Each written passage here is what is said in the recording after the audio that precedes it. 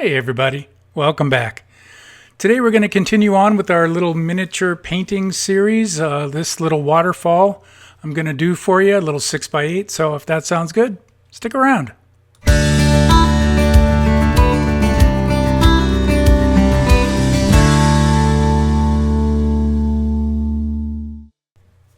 So this is the second in the series that I'm going to do for you of these small paintings.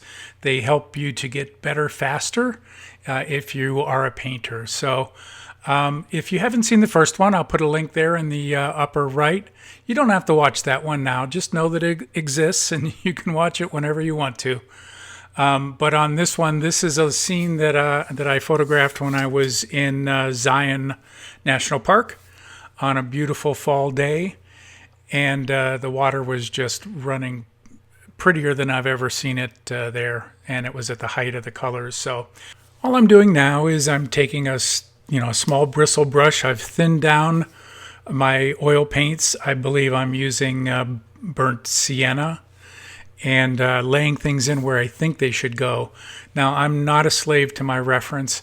I will move things around if I think that I can make them better. Never feel like you have to stick to what is exactly there, but always have a reason for moving something if you do that. Don't just move it because you want to. And you see there I wiped part of that rock off because I didn't like the shape that I had on it. Your best friend is being able to wipe. So normally I'm using a number 6 bristle brush. I like the Robert Simmons, but they're pretty much the same as long as you don't get the really cheap ones. They'll all work well. And I put the first layer of my paint down rather thin, but not sloppy. I don't put it down so heavy that that it's running all over the place. So just remember, you're going to be working fat over lean. That's always the rule.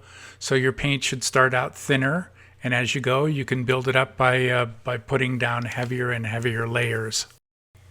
As I lay this in, let me talk a little bit about what my objective is when I start on a painting.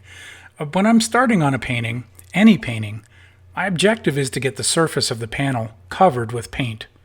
Now, why is that important? Well, it's important because it's very difficult to judge the values, the relative light or dark, if you have a hole in your puzzle. Until you get paint covering your entire canvas, you're not really ready to judge all the areas of a painting and make adjustments to fix any problems that you see. In short, you just don't have enough information to make an informed decision on what to do. So I go about covering the panel as quickly as I can without getting sloppy and just throwing down any old color or value. At this point, I'm really just looking to get into the ballpark of the color, but knowing that I'm going to be able to go in and adjust temperatures and values, lights and darks. So I'm not terribly worried about anything when I'm putting paint down, and your friend is always there where you can wipe off the canvas if you completely miss it, go over and try it again. So there's no reason for you to be nervous about laying down your paint. Just the most important thing is get it covered and try and orchestrate where you want your lights and your darks. I try and keep those separate for as long as I can, and then I'll do some blending later on.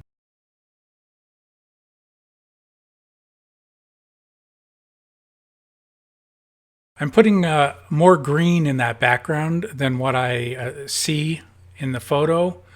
I will knock that back, but I want that to sit back a little bit more. I want you to, when you're looking at my painting, to know that, well, that's off in the background. It gives your eye a place to rest because there's not a whole lot of detail in there, but using color in order to get across the idea that something is farther in the background and you keep your warmer colors closer to the foreground, that's going to enable your viewer to know that what's sitting in the front and what's sitting in the back.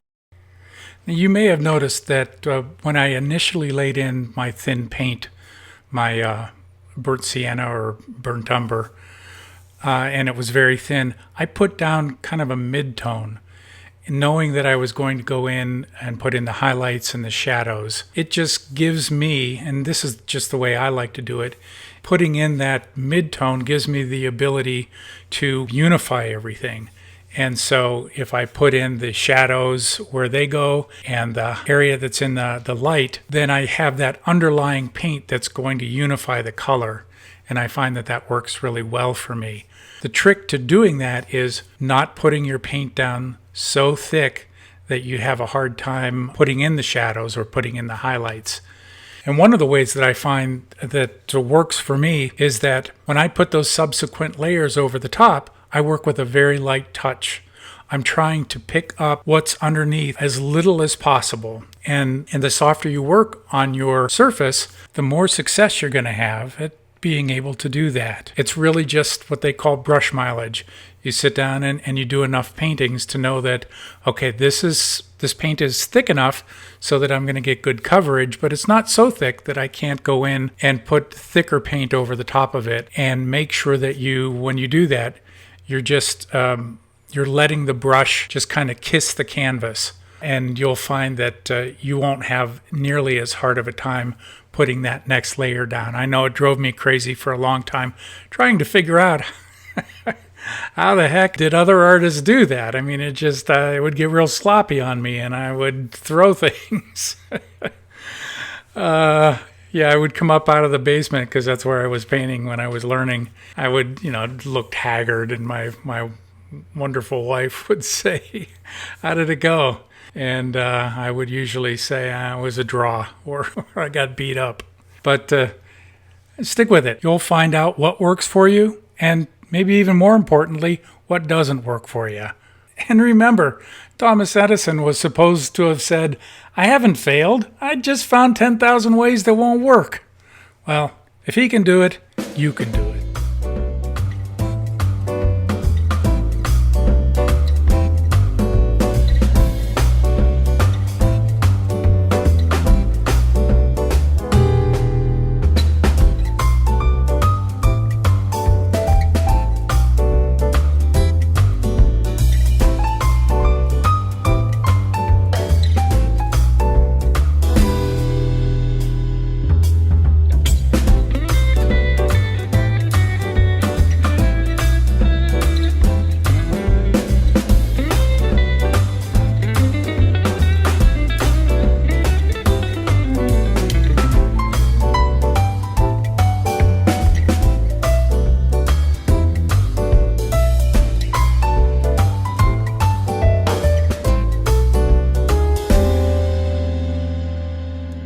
If you watched my first video in this series, you know that I have a timer and I'm not afraid to use it. And I usually time these paintings.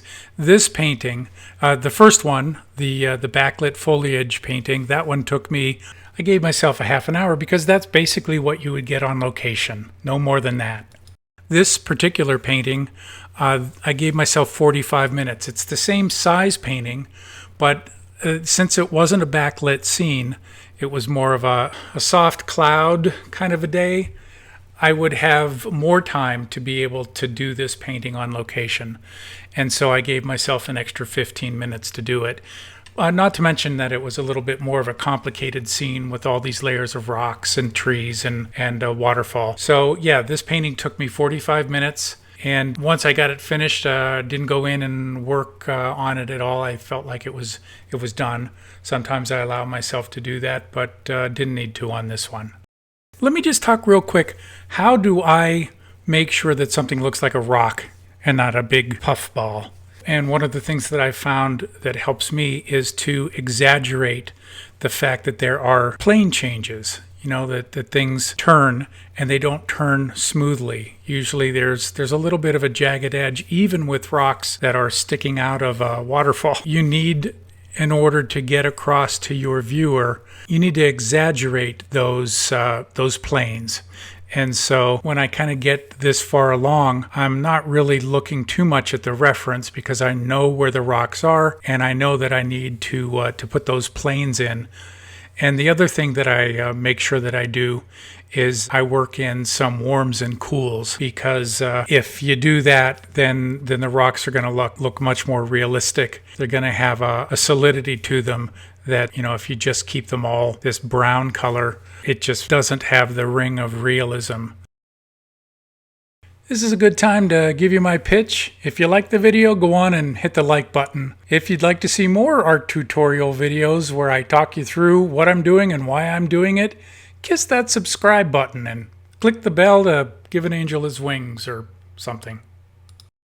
I'm putting in some of the highlights here of the water that's splashing around. I'm being real careful about how much I put in, and you know, you don't need to put a whole lot of detail in any one part of this painting in order for it to come across like a finished painting. This is really more of a study, and so, you know, you can't think of it as something that's real precious. You're doing these to learn, and so if you're afraid to get in and make any kind of changes or try something, then you're just going to stunt your growth on this. So get in there and try things, you know, if you think that it might be worth trying, and if it doesn't work, wipe it off if it's too thick, or paint over the top of it. That's really the only way to learn anything: making mistakes, finding out what works, what doesn't work. Now, when you get this far into a painting, really what I'm trying to do is seeing what needs details, what needs to be pulled out, what needs to be pushed back, you know, what's too important, and adding some of the details, like some of the tree branches and a few of the leaves that are on the closer trees, that kind of thing. You're just really bringing it across the finish line. People always ask me, you know, how do you know when you're done? After I sign it, I know I'm done. I don't know. You just kind of get a feeling of, okay, there's no more fixing that I think I need to do on this, and that's how I know that a painting is finished. You know, when I can look at it and not think, oh God, I gotta fix that part, or this is too intense, or this needs more shadow. You know, that kind of thing. For instance, what I did there in the background, I cooled it down and made it sit back a little bit more. You'll just develop a feeling that you've done enough, and when you walk away from it and you come back and you don't see anything else that you need to fix, that's how I know something is finished. And I really recommend using a timer when you're in the studio for these small paintings. You're going to be aware of the time, and it's going to move you along just as though you were out in the field. So here's the final painting when it was all done. And hey, thank you for stopping by the studio. I appreciate it. I learned a little something today. I hope you did too. And I hope to see you again down the road in the next video. Till then, bye-bye.